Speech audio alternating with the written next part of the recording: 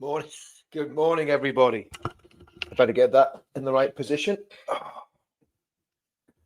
GB News has nothing on me, guys. Absolutely nothing. Anyway, how is everybody this morning?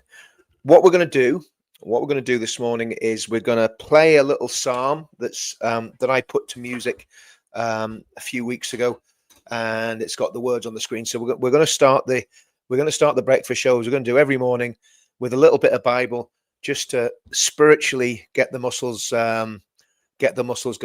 I should probably get Mr. Motivator on about halfway through, shouldn't I? And do some of those dance aerobics with Mr. Motivator and what was the other one called? The Green Goddess. My goodness, they've probably all got artificial hips now. But anyway, so here goes. Let's play a psalm and let me know what you think of it. I like it. All the words are on the screen, so you can see exactly what's been sung, and it's straight from the Bible. So there's no interpretation on this. This is just straight from the King James version of the Bible.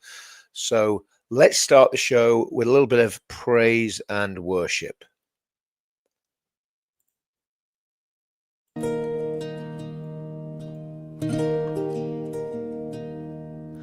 Truly my soul waiteth upon God. From him cometh my salvation. He only is my rock and my salvation. He is my defense. I shall not be greatly moved.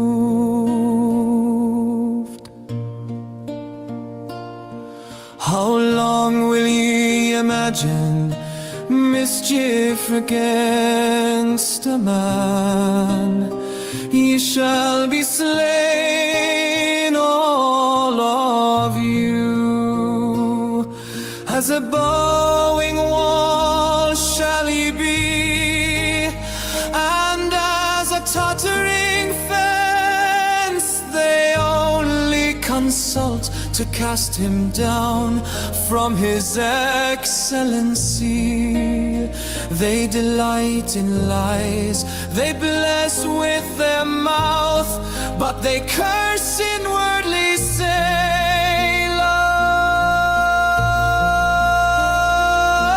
My soul, wait thou only upon God, for my expectation is from him.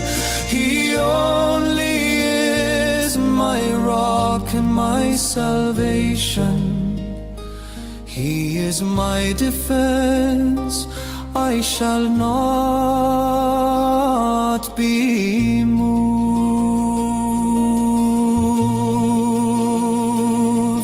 In God is my salvation and my glory, the rock of my strength and my refuge is in God. Trust in him at all times. Ye people, pour out your heart before him. God is a refuge for us. Selah.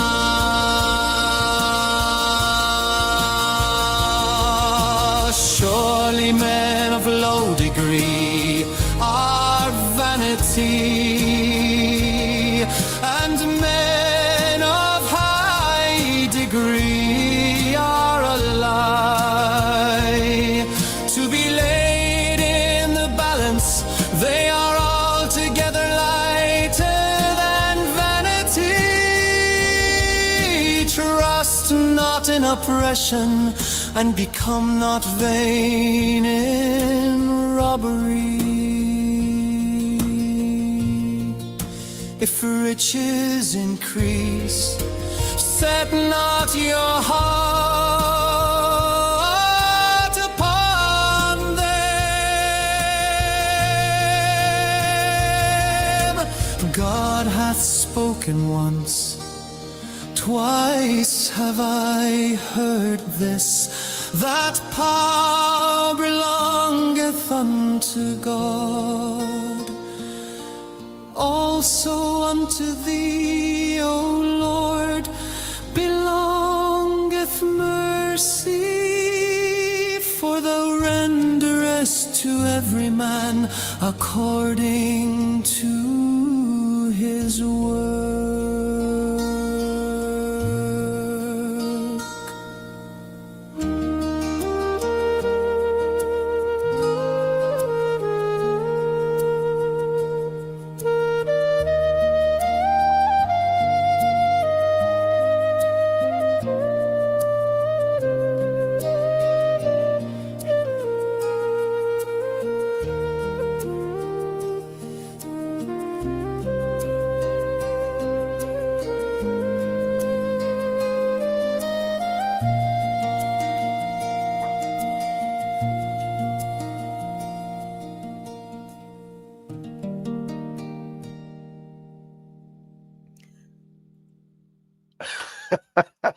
So I'm not laughing. I'm not laughing at that. Was a beautiful song. That really is a beautiful song, and that's the wonder of AI. Be careful, Richard. You could be in the running to become the new Andy Peters. Anybody else but Andy Peters. But anyway, he gets to give away one of those motorhomes, or used to. I don't know if he's still on GMTV or GMB or whatever they call it now. I haven't watched that. I haven't watched that since the vile, slobbering, pierced moron left the channel in a huff and then got sacked and never went back. But yes, Andy Peters. Yeah, he's the guy that does all the competitions. Anyway, please don't ever compare me with Andy Peters again. Never, never, never. Right. On to serious matters. We're gonna have a look at the Tommy trial. So I'm just gonna play a little bit of the video of Tommy being interviewed outside the court, because it gives the context of what's happening today. Now, again, we had hundreds of people on here on Sunday night praying for Tommy for his court case, and I would ask you all to do that again. This is, even if you're not a fan of Tommy, right? There will be people that will get seeing this video that won't like Tommy. Okay, we get that. There's probably not a reason for you not liking him, because you probably don't know him. You don't really know that much about him. But everybody has their own preferences. But here's the thing: whether you like him or not, this is a complete and utter misuse and waste of police time, waste of money, waste of court time, waste of Tommy's time, waste of everybody's time. Because anybody who has half a brain knows that Tommy is not a terrorist. But he's been charged under the Terrorism Act because he wouldn't give his passcode for his phone, because, and I can verify this, he is in contact with survivors of the so-called grooming gangs from Telford and other places. Okay. And these are ongoing documentary investigations that have been made. Why would he give his details up to people when he knows he's not a terrorist? He did the right thing. He absolutely did the right thing. Now, let's just hear what he's got to say in this little video. We'll play a couple of minutes of it. But if you are a praying person, pray for Tommy, because this is about the whole justice system in the UK. This is about two-tier justice. Not just two-tier justice. It's about in my opinion, a complete abusive process. That's my opinion. But let's have a look at what Tommy's got to say about it.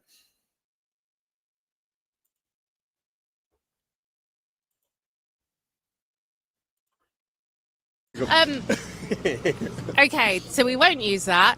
So we might. Let's get those followers up.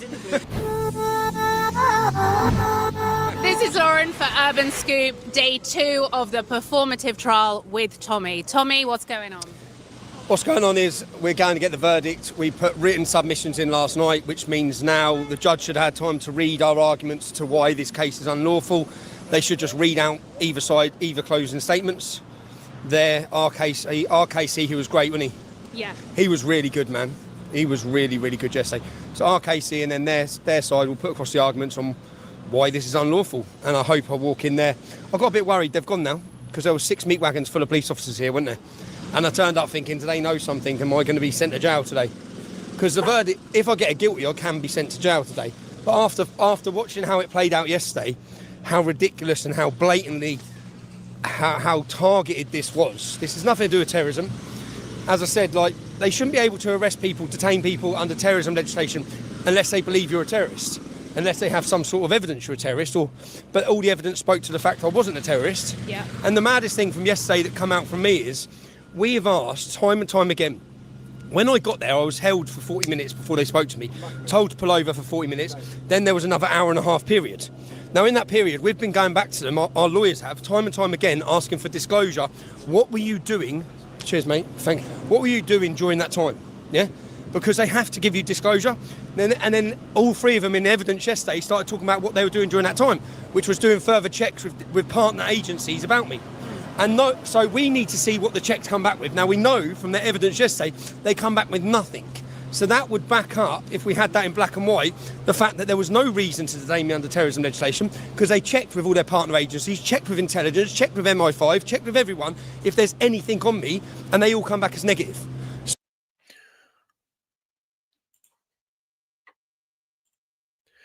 So that's the key to all this. That's the key to all this.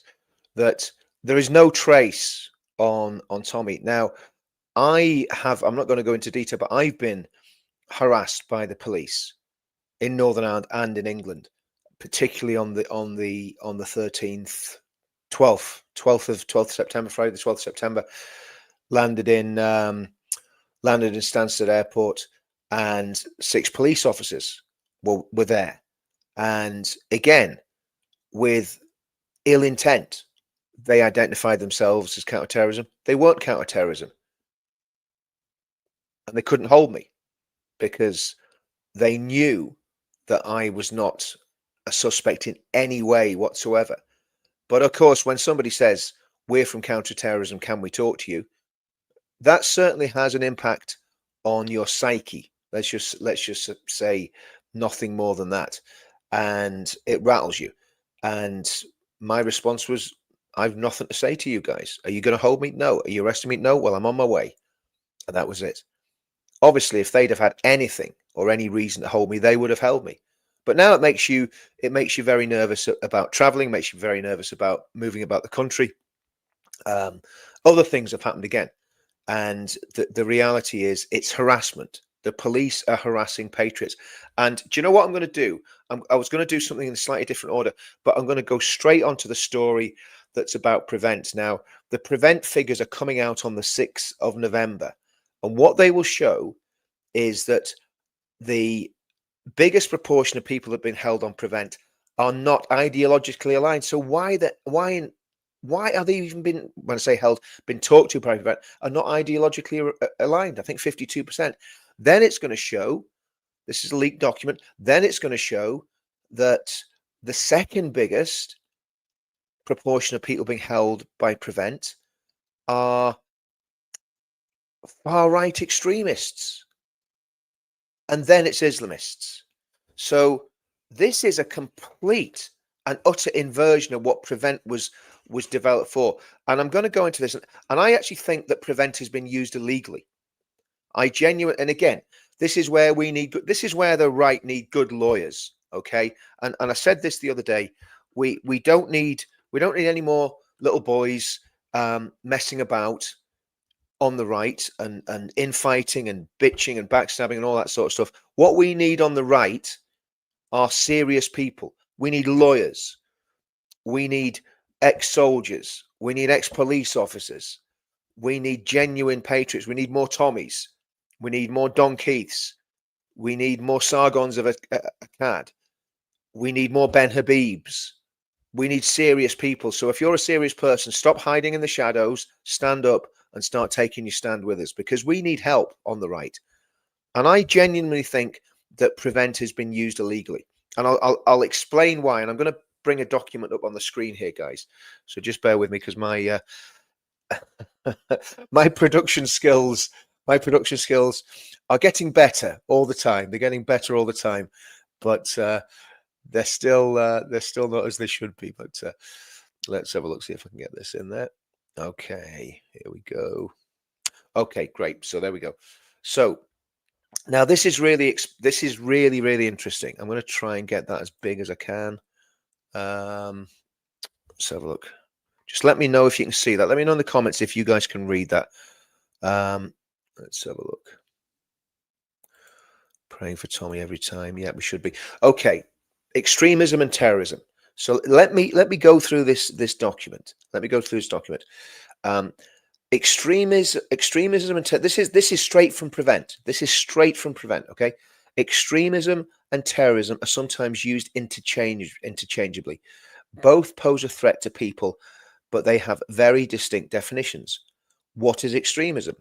Extremism is the vocal or active opposition to fundamental British values, including democracy, the rule of law, individual liberty, and mutual respect and tolerance of different faiths and beliefs. I'm sorry, but that definition of extremism is completely flawed.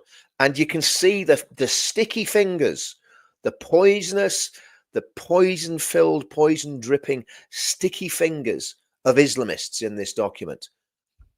Yeah, we get the democracy, rule of law, individual liberty, mutual respect, possibly. Tolerance of different faiths and beliefs. I'm not tolerant of Satanists. I'm not tolerant of people that would want to carry out child or human sacrifice. And people could say they were coming at that from a religious point of view. I'm not tolerant of Islamists and jihadists. I'm really not.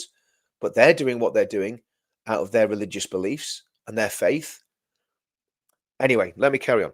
What turns any type of extremism into terrorism is the belief in using violence to further your cause. Okay, that's fair enough, I think. What is terrorism? Terrorism is an action or threat designed to influence the government or intimidate the public. Its purpose is to advance a political, religious, or ideological cause.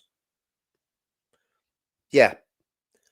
Threat designed to influence the government. I thought terrorism was the action, was the violence, more than the threat. Anyway, now we're going to go into the really meaty bit in a minute. It's important to remember that not all extremist groups, whether Islamist, extreme right-wing, or other, will commit terrorist or violent acts. However, some groups pose particular threats both online and offline. And this is where this gets really sinister. This is where this gets really sinister. Now think about this. Look at the order, guys. Just look at this is straight from the Prevent website. Okay. I went onto the Prevent website and I did the Prevent course anonymously. And I'm probably blocked now. They'll probably never let me do it again. But I did the Prevent course to see what it was all about. And I did a video on it with David Vance a few weeks ago. You can find that in the archive. So I'm not going to go over old ground. But this is where I think that the British government, and I don't know whether this definition was put into place by the Conservative Party. If it was, it says everything you need to know about that sinking ship that is the Tory Party. The Labour government's going to get destroyed at the next election, without a shadow of a doubt, right? We need to make sure the Conservative Party gets destroyed as well. Because the more I think about the Conservative Party, the more I look back in anger, you know, all this, don't look back in anger. I'm looking back in absolute rage at what's happened to our country in the past since the Blair Witch Project. In fact, since John Major. Anyway, but so let's have a look at this. Terrorist ideologies, okay? Terrorist ideologies, extreme right wing, okay? Listen to what they say. We define extreme right wing terrorism as the active or vocal support of ideologies that advocate discrimination or violence against minority groups. The three most common subcategories of extreme right-wing terrorist ideologies and their narratives are, what's at the top? What's at the very top of this? Cultural nationalism. That's the Unite the Kingdom movement. That is civic nationalists. This should not even be in there. This should not. And what this does, this allows the state to set the police on us, set special branch on us, set MI5 on us, to surveil us, to watch us, because what they're trying to say is that cultural nationalism is a subversive ideology. I would put it to anybody that I would say 80% of British people of all races and backgrounds are cultural nationalists. listen to what it says. This is their definition of cultural nationalism. Western culture is under threat. Yeah, it is. From mass immigration. Yes, from mass immigration. And lack of integration. Yes, from lack of integration by certain ethnic and cultural groups. Yes, by, let's just be honest, by the Pakistani and Bangladeshi diaspora and the Islamists within those groups. That's what they're talking about. And I would say that's a fact. So actually stating facts about the threats that there are to Western culture, that no cultural nationalists or civic nationalists that I know are racists. Not a single one. I don't care if you're Pakistani, Bangladeshi, Indian, Nigerian, West Indian, American, Chinese, Filipino. I don't care.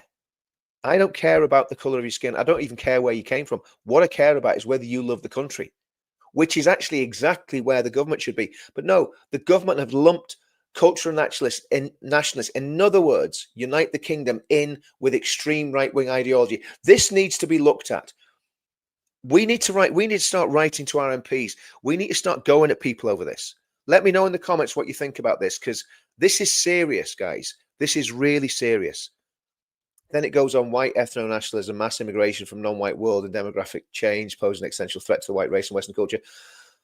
The reality is, and I am not, as anyone that knows me, I am not an ethno-nationalist. I have no time for ethno-nationalism, but you can see what they're saying, because that is the perception of what's going on in the country.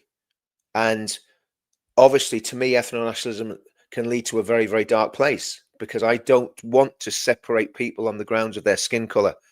However, if there is discrimination against white people, if there's discrimination against what we are, which is basically, we are the indigenous people of the British Isles. And don't give me all this bull. Oh, well, there's been immigration. You came across with the Anglo-Saxons. Yeah, we came here 1,500 years ago if we were Anglo-Saxons.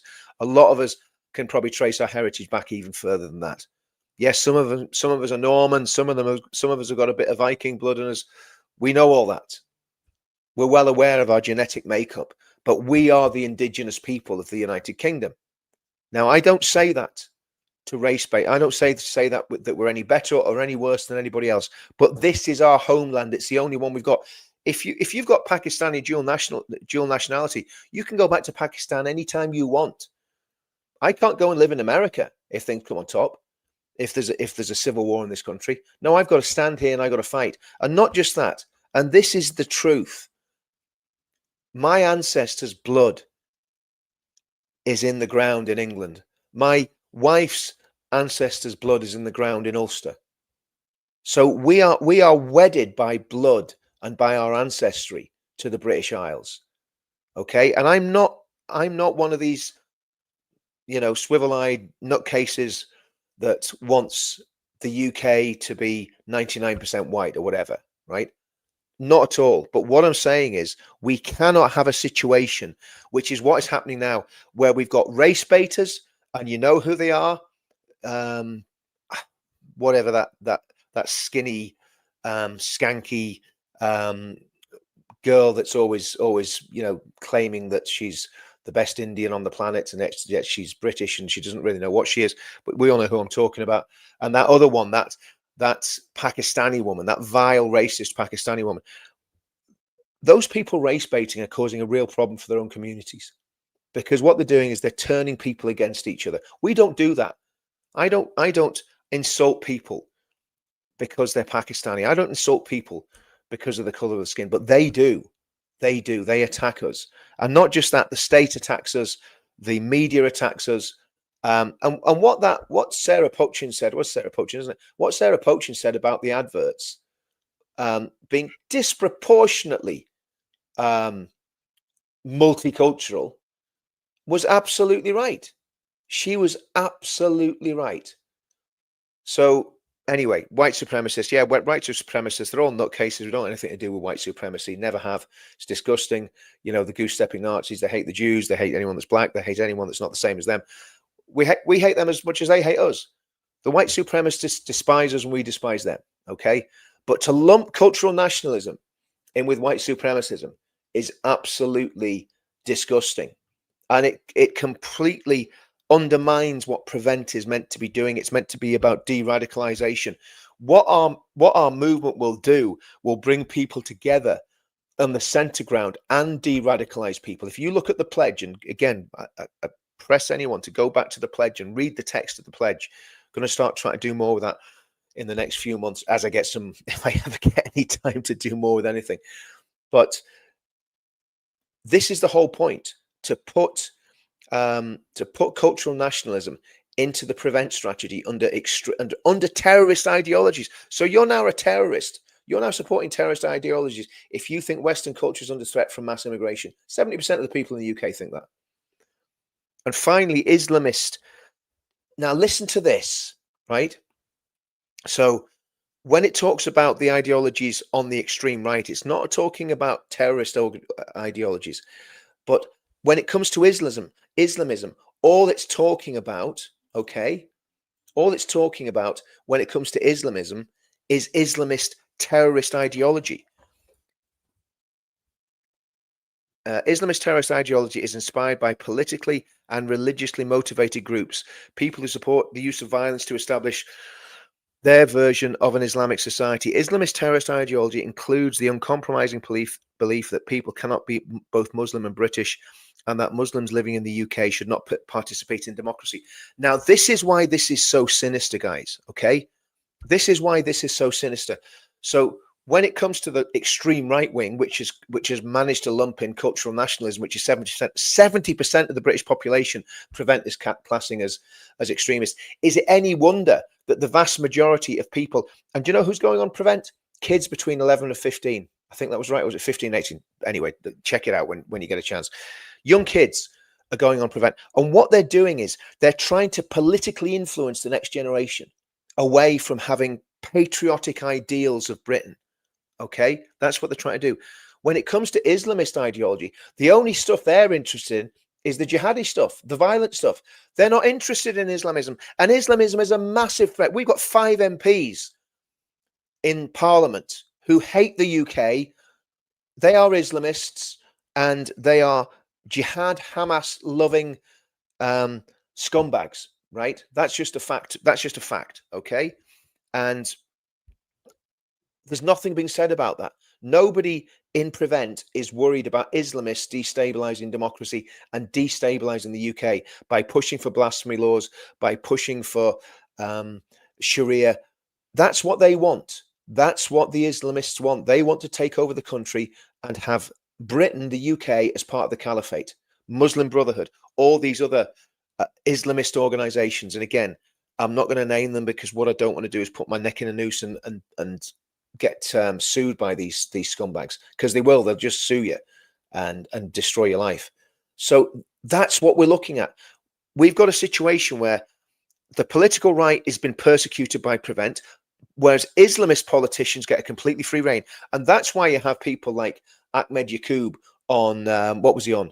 GB News was he on? And he was on the other one, Talk TV. What are Talk TV doing putting men like him on that channel when they won't give Ben Habib a hearing on that channel? Guys, it's ridiculous. It's crazy. Let's have a look at some of the comments, because I've had a bit of a rant this morning. Yeah, Ben Habib's a great guy. Ben Habib's brilliant. Religion of Peace converted natives to do shopping centre.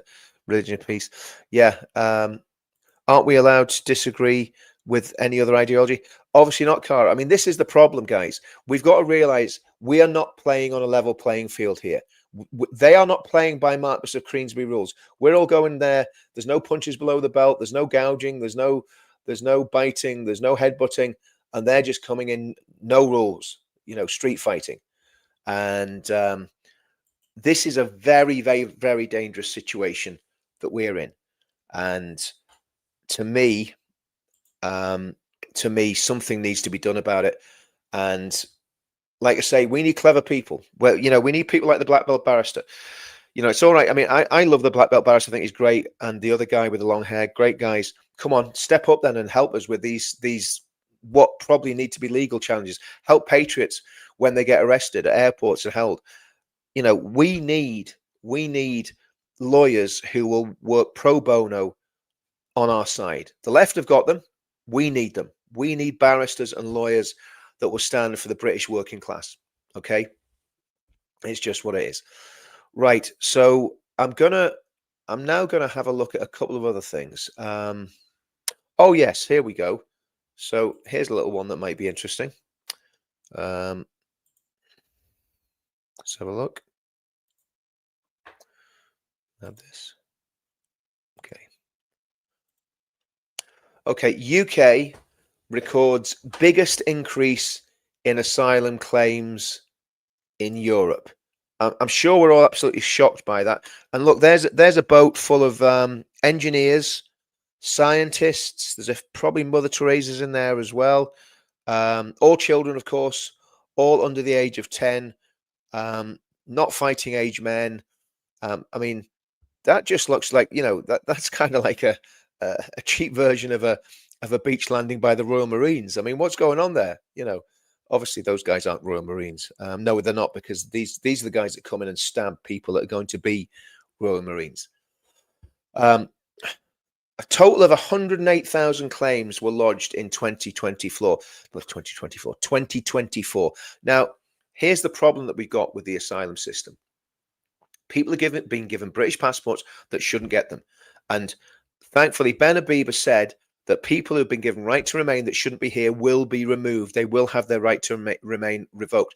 But this is a massive job unpicking the mess that the Tories and the Labour government have got us into. And we thought the Tories were bad. They were. They're horrendous. They should never get their hands on the organs of power ever again. They should be consigned to the scrap heap of history. And people like Boris, Theresa May, David Cameron, George Osborne, the whole stinking liberal elite should find themselves behind bars, in my opinion, for treason. Okay. Anyway, so 108,000 claims. Something like 76% of claims are accepted in the UK. That needs to be examined. We need to find out exactly what's going on. Last year's tally was also the highest number of applications on record for the UK, according to the Organisation for Economic Cooperation and Development, eclipsing 103,000 claims lodged in 2002. The latest figures will raise fresh concerns over the Channel migrant crisis and the government's ability to crack down on small boats. So Keir Starmer in September admitted Labour had failed to recognise problems over the number of people seeking access to the country, acknowledged that the party did shy away from people's concerns around illegal immigration, and they're still shying away from it. They're still not doing anything about it. It's been too easy for people to enter the country, work in the shadow economy, and remain illegally, the Prime Minister wrote in the Telegraph. What a racist comment! Shame on you, Keir Starmer. You're a right wing. You're a far right. In fact, actually, I think in view of what he said there, it's obvious that that Keir Starmer has an extreme right wing ideology, and we should report Keir Starmer to prevent. 100%. He's a total wrong, and he's a right wing extremist. He's got to be reported to prevent. So anyway, the story goes on. You get the picture. Basically, we are the soft touch, not just of Europe, but of the world. We're the soft touch of the world, and that's the problem that we've got. Everybody knows that we are Treasure Island. If you get here, you're going to be looked after. You're going to get all the rights. You're going to get new teeth. It's like, you know the way people go for turkey teeth. Well, people come to England for England teeth because they're going to get free dentistry. They're going to get free NHS care, the whole lot. And guys, it has just got to stop. The NHS is the epicenter of the silent genocide in this country. I take it, Merlin, you're talking about abortion. If you are, I absolutely agree with that 100%. And again, that is not a judgment on women that have had abortions. Again, it's a dreadful thing, and vulnerable women have been pushed into having abortions that shouldn't have them. But a lot of them are having abortions for convenience. I'm sorry, and that's it's just wrong. It's wrong, guys. And again, I'm well aware of the sensitivities around that, and obviously, if women are in very, very bad situations and maybe rape or abuse of some kind, I get it. I understand all that. But here's the thing: you can put a baby up for adoption. All you got to do is carry the baby 9 months, give birth to it, and then give it to someone who will look after it. And there's loads of families in the UK, good families that would adopt babies that mothers can't cope with for whatever reason. And again, like I say, I have a personal interest in this. I feel passionately about abortion because if I'd have been born after 1968, would I have made out the womb? So I agree with that 100%. And that's, do you know what? There's just so much to look at, guys, isn't there? There's so much to look at. And I want to have a very quick look at actually, I'll tell you what I want to do. I want to play a video. I have a friend called Jeff, and Jeff's done security on the marches with us, crowd security. He's a good lad. He's half Jamaican, and he got in touch with me last week, and I apologize to you, Jeff. I should have done this before now, but I'm going to play a little video about what's happening in Jamaica. And yes, we always focus on the UK. I'm going to try and focus more on some international stuff as well, because most people in Jamaica, or a lot of people in Jamaica, would be Christians. Very, very big Christian community in Jamaica. So they're our brothers and sisters. And they are suffering horrendously after the hurricane. My son is out in the Philippines. He's married a girl from the Philippines, got family out there. And he's just been evacuated in the Philippines because there's a massive typhoon about to hit the Philippines. And no, I don't think it's anything to do with global warming. I just think it's weather, okay? There's been hurricanes and storms as long as I've been alive, and right the way back to Noah. And no, I wasn't alive when Noah was alive, but there's a lot been going on. Too many people cannot see the threat from Islam. Sudan is about to be taken over by a Muslim warlord who's busy wiping out Christianity. Do you know, I'm not sure that that's strictly true, and I'm not contradicting you because I need to get more information on it. As far from what I can read, the Janjaweed, who are the militia that are doing the massacres, are basically backed by the UAE, and they've been attacking black Muslim people. It's a racial thing. Arabs attacking Africans in Sudan at the minute. That's what I can gather. Now, the Sudanese Liberation Army, or the Sudanese Army, SAL or whatever they call it, SAF, I think it is, Sudanese Armed Forces, they are Islamists, 100%. And they're backed by Turkey, Iran, and funnily enough, Russia. So, and they're one of the reasons that Iran and Turkey are backing them is because that part of Sudan has been a weapons running route to get weapons into the Gaza Strip for Hamas. But I think what happened when there was the civil war in the 90s, and I think 1 million Christians were killed by Islamists in the 90s and early 2000s, and then I'm not sure when it was, but South Sudan got independence, and South Sudan is a 60% Christian country that has a secular state and constitution. South Sudan, as far as I know, is not involved in this conflict. But again, if I'm wrong on that, let me know, Christine, because you may know more than me. So I'm not contradicting you. It's just not my understanding of it. But there's been some horrendous atrocities going on, and what's happening in Nigeria against the Christians certainly is a genocide. So, and if I'm wrong on that, please put it in the comments, Christine. Let me know what information you've got on that, because I'll certainly, self-correct if I've got that one wrong. Yes, let's have a look at this video of Jamaica, guys, because I think we've got to realize that we live in a lot bigger world than just the UK, and obviously what happens around the globe definitely affects us, as we've seen by people coming across on the boats. Let me just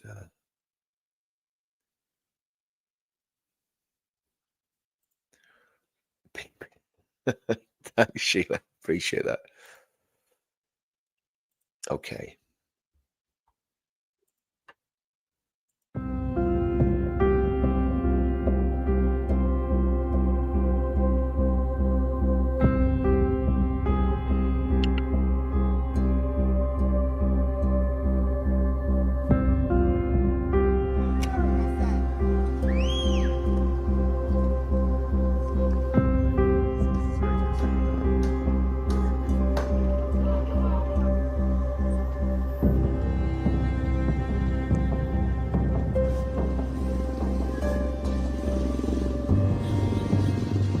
Very terrible, terrible, terrible, terrible sight. Every boat structure gone, everything. even the concrete shops.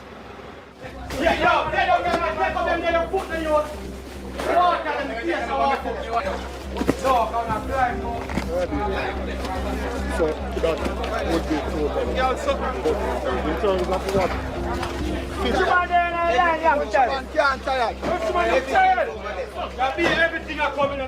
And we need every help we can get. So we need food, water, toiletries. You have a lot of persons who are displaced and not able to even sleep or have anything. So, I mean, this crisis is more than what we can bear. It's the first in Jamaica we have ever experienced something like this.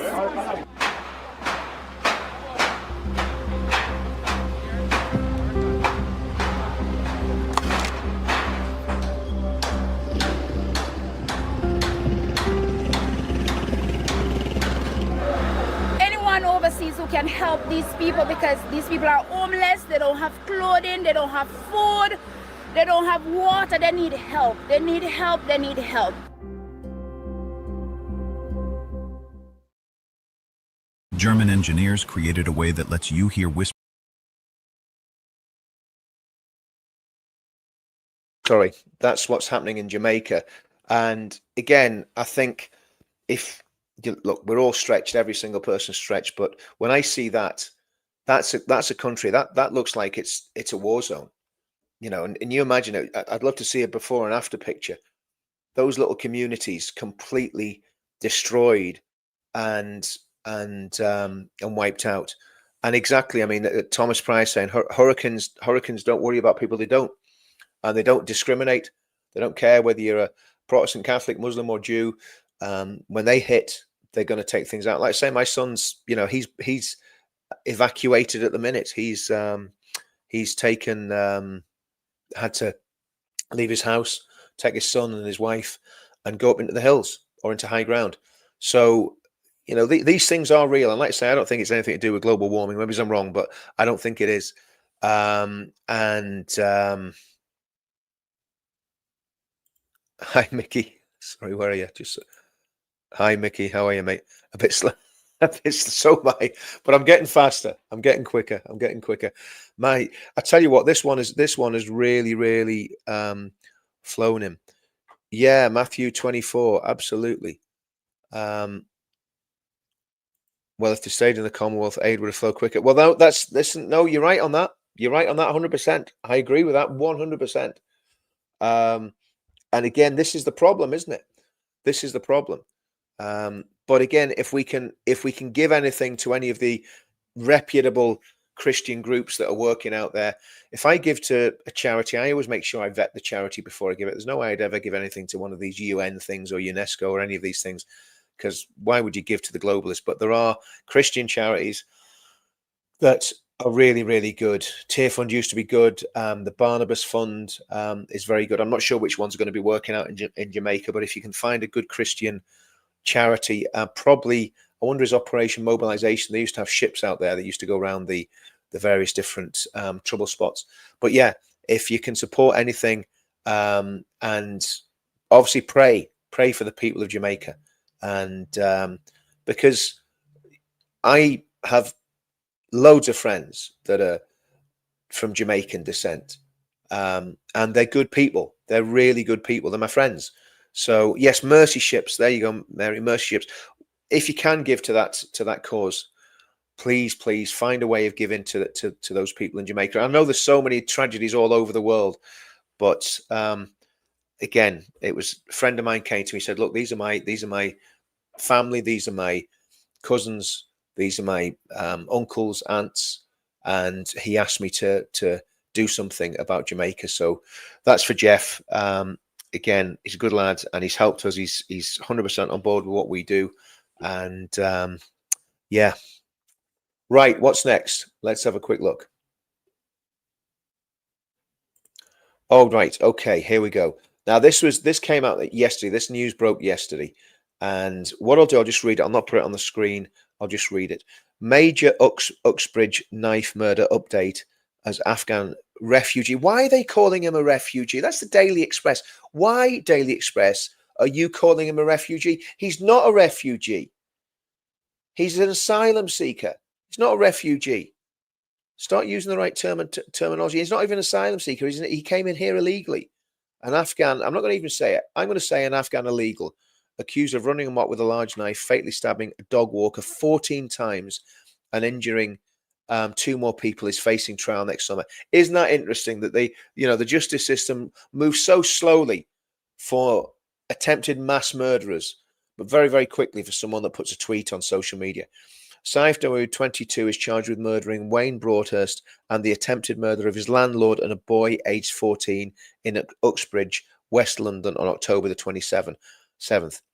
An Old Bailey hearing on Monday. At an Old Bailey hearing on Monday, Dawood, who shouldn't even be in this country, he shouldn't be here. He should have been deported ages ago.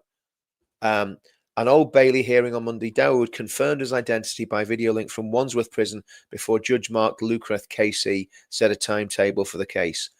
A plea hearing was set for January the 12th and a provisional trial up to 3 weeks from July 20th next year. Now, again, this guy is, well, okay, I can't say it kind of because of contempt, but isn't it about time murderers started just pleading guilty when you've been caught with the blood-soaked sword? I was going to say the blood-soaked knife in your hand.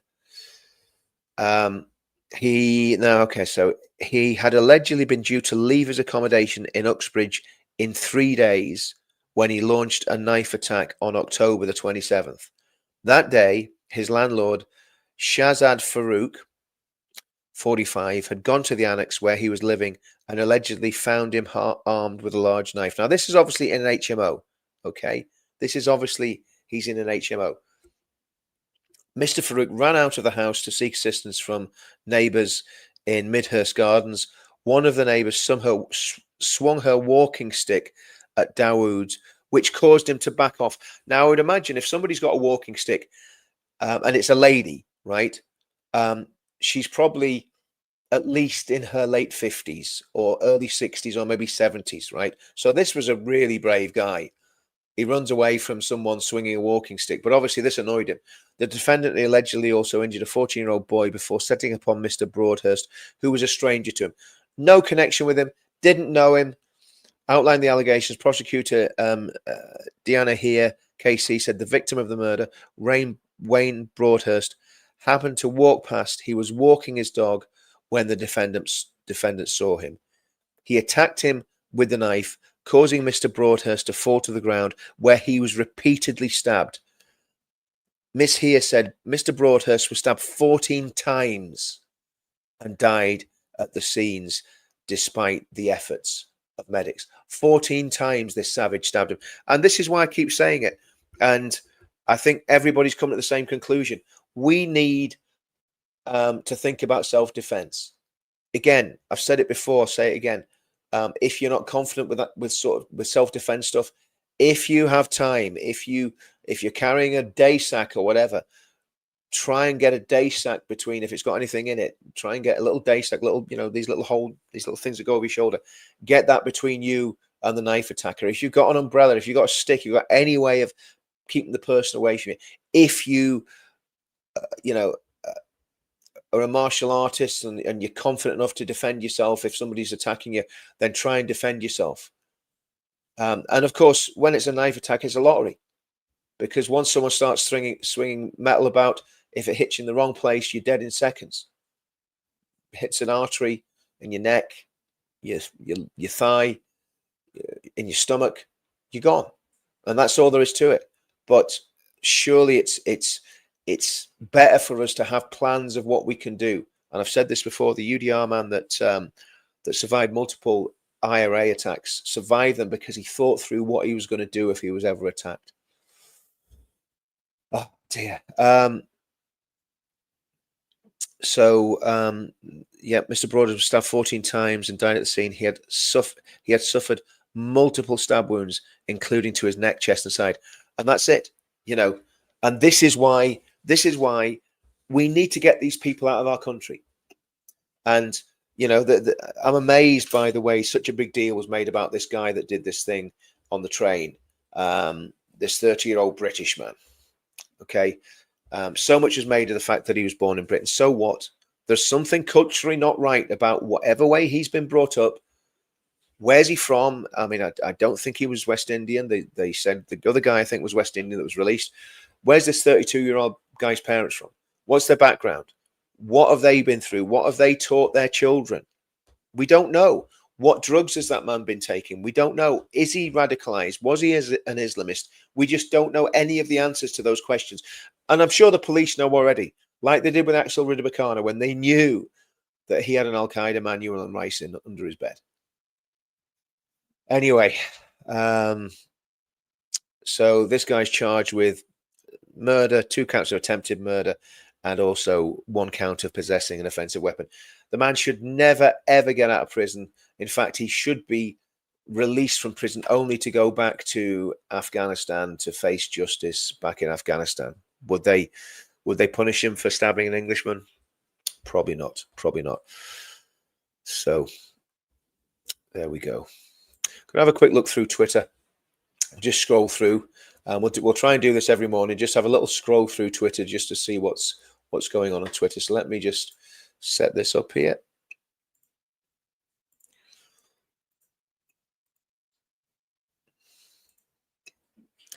Okay, what I'm going to do, I'm going to make that full screen so that you can all see it properly.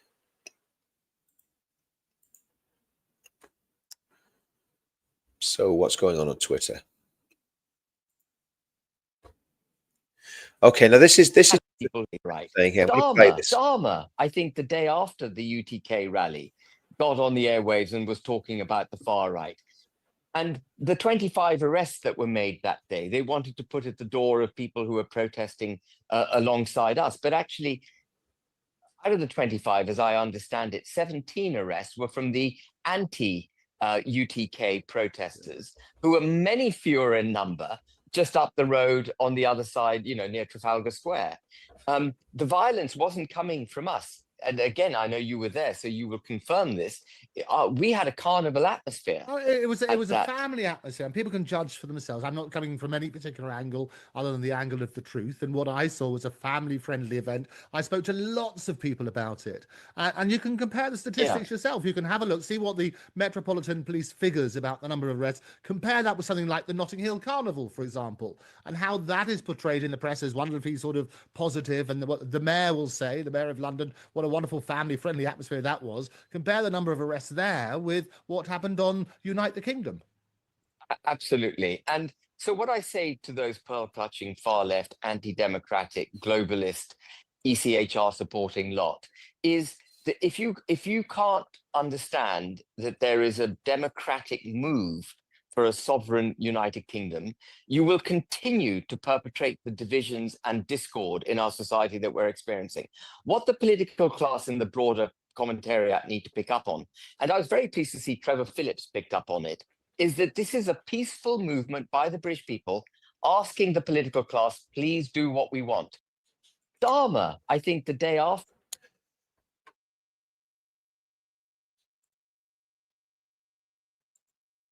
So, I mean, I think what Ben's saying there is really, really important. And it's only Ben that's saying that. I mean, do you know what? I know it seems like a massive long shot, okay? It seems like it's almost impossible for Advance to win the next general election. But it's not impossible, and I'll tell you why. Look at where Reform were before the last election. 30,000 members, 15, 16% in the polls. We've still got 3 years to go. This government, unfortunately, is going to be in power until 2029. So we've got 3 years to go to sort this nonsense out. Maybe slightly less, but I still think we should absolutely start pushing Advance massively. And I think Ben would make a brilliant prime minister. And I think with the people around him, I know the people around Ben, and I think he will do what needs to be done. Right, I want to go on to the Men of England here very quickly, okay? So there we go. Just so you can all see it. If you haven't done it, if you haven't downloaded the Men of England, shame on you. I'll put the link. I'm going to put the link in the description. It was at it was at number 3 in the breaking. The charts are very different now. To put the words, you need a degree in musicology to understand the charts now. But the record when it first came out got to number 3 in the breaking music on Amazon. I think it ended up overall at 33 last week. Now, obviously, this week is Remembrance Sunday. I want to try and get it pushed out by. See if Tommy's lot will push it out for me. See if I can get some of the other influencers to push it out. So I'm going to try and get that done, but I'm probably not going to get it done in time for this weekend. But if we can get that to number 1 in the next few weeks, I think that would be a great achievement for our movement, because that was really the unofficial anthem of the last march. That was, Tommy kept sharing it all the time. Loads of people were ripping it off and putting it on their on the channels. So if we can do that.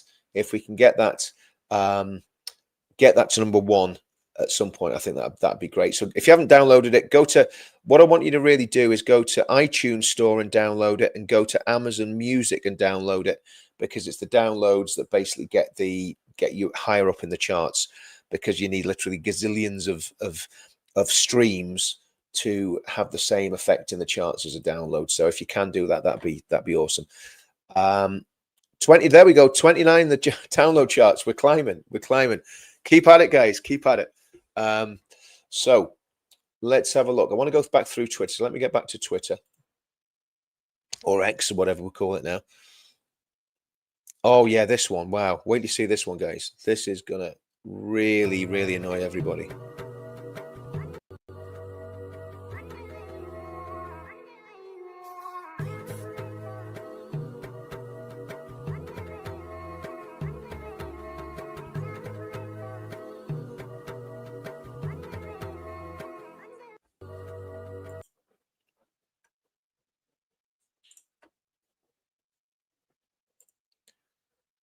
That little video, do you see that, guys? Do you see that little video? In the basement of a mosque, people doing MMA. Now, again, it's not illegal. There's nothing wrong with that. But here's the thing. Here's the thing about that. We should be doing it. And I said this on Paul Thorpe's channel the other day, and Paul disagreed with me. Said, "Oh, but most of our people are too old." No, if you're under 60, you should be getting yourself physically fit to fight, because we don't know what's coming around the corner. We don't know when we're going to be in a situation where when we're in a mass confrontation in this country.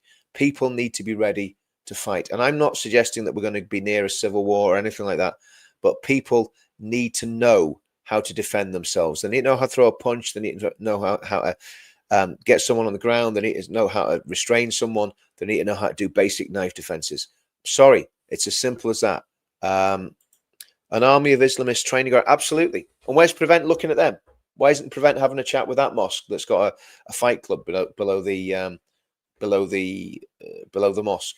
Now, my opinion of a lot of Islamists, that they're not very good at fighting. They talk a good fight, but the reality is the British are good at fighting, but you're not good at fighting if you're not trained. And what I would suggest is people get to the boxing club, get to the MMA club, get to karate, get to Muay Thai, get to Brazilian Jiu-Jitsu, whatever your preference. I'm very, very blessed to have a friend of mine who is capable of teaching multiple martial arts. He's probably one of the best martial artists I know. He's fought in the world champions at championships taekwondo and karate. He's done kung fu, boxing, the whole lot. And for 4 hours a week, I go and train with him. And because he's a mate, he doesn't charge me any money, which is good. But he gets, he enjoys it as well. There's a reason why he can't train. He can't train in clubs anymore. He's got a personal reason for that, but which I'm not going to go into. If I'll do a video with him at some point, and we'll go into that in a lot of detail. But yeah, we need to start doing self-defense, guys. We need to start doing self-defense. And yes, they are getting ready. And the problem is we ain't ready. And that's what I keep saying. We need serious men in this movement who are making serious plans and who are doing serious work to protect our country. We need people who are spiritually serious, who are intellectually serious, who are politically serious, and who are physically serious. And I'm not talking about going and violently attacking people. I'm talking about defending ourselves. Defending ourselves. Yeah, they got 10 million to protect their mosques and probably build MMA gyms underneath them. That's probably part of where the 10 million goes. Britain needs to get fit. We do, and I need to be a lot fitter than I am. And I say I'm no spring chicken anymore. I'm 57. Am I 57? I think I'm 57. But I'm determined to keep myself as long as the Lord spares me and gives me strength in my body and health. I want to be like Caleb, who when he was 80 years old was just as strong as he was when he was 40. That's what I want to be like when I'm 80. And after that, I'm not really worried, but I want to keep myself fit and strong as long as I possibly can. And I think we all should. Yes, let's close on this. Let's pray for Tommy. And again, if you're not praying kind, that's okay. This is everything I'm going to do from here on in. It will be done through a Christian lens, right? Because the good thing about Christianity, it moderates us in so many different ways, right? So everything I do will be through a Christian lens. But if you're not a Christian, you won't agree with some of my opinions. I won't agree with yours, but let's respect each other and let's hear what each other's got to say, okay?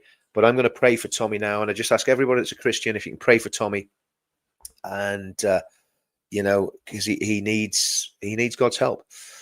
Father God, I pray for Tommy this morning as he goes to court, and we pray that case will be thrown out, that it'll just be thrown out and seen for the folly it is. And Lord, we just pray that whatever happens, Lord, that his spirits will stay high and he'll be positive. Keep him out of prison, Lord. Don't let them put him in prison again, and just protect him and give your angels charge over him, and let him feel the presence of your Holy Spirit again. He spoke about that when he was in Israel, and he spoke to me about it many, many years ago, about when he experienced that touch from the Holy Spirit in prison when the vicar told him he was going to be a sacrificial lamb. So Lord, just be with him and help him and bring him really close to you in Jesus' name. Amen. Okay, right, guys. I'm going to go because I know a lot of people have got to get to work, and I don't want to be getting people to lose their jobs. There's enough of lost jobs through doing this movement, so I don't want anybody else been in this situation that I found myself in. But yeah, pray for Tommy, guys, and I'll see you all soon. I'm probably going to go live tonight with Ricky. I'll confirm the time later on, but if it's not Ricky, it'll be me, myself, and I, but we'll find something to do. So I'm not sure whether it's going to be 7 or 8, but we'll work that out later. See you soon, guys.